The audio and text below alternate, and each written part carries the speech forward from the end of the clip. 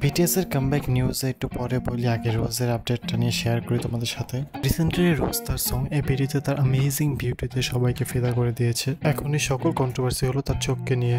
কিছুদিন আগে রোজ একটা ইউটিউব শোতে এসেছিল না, এটা দেখে সবাই বলছে রোজে কিছুটা চেঞ্জ করেছে তার চোখে।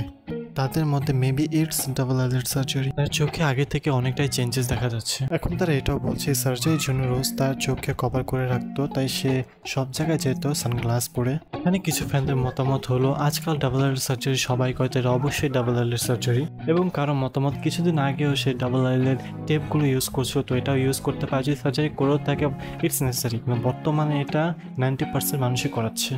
এখন সে সার্জারি করে থাক বা নাই করে থাক, she always shine with her beauty. তো এবার বলি বিটিএস এর কামব্যাক নিয়ে। হাইওয়ে থার্ড কোয়ার্টার কনফারেন্স কলে বলা হয়েছে যে বিটিএস 2025 না বরং 2026 তাদের কামব্যাক করতে চলেছে। হ্যাঁ, তো যারা 2025 ওয়েট করতেছিল বিটিএস এর কামব্যাকের জন্য, তাদের জন্য একটা স্যাড নিউজ। বিটিএস এর সকল মেম্বারই মিলিটারি থেকে আসতে 2025 জুন, এবং তারা যখন আসবে তারপর তাদের সাথে তাদের কামব্যাক নিয়ে ডিসকাশন করা হবে, তারপর এটা একটা কাজ করা হবে। তো বোঝাই যাচ্ছে এটা অনেকটা লেট হবে। 2026 মেবি মিডলে হতে পারে কামব্যাক, 2025 হচ্ছে না।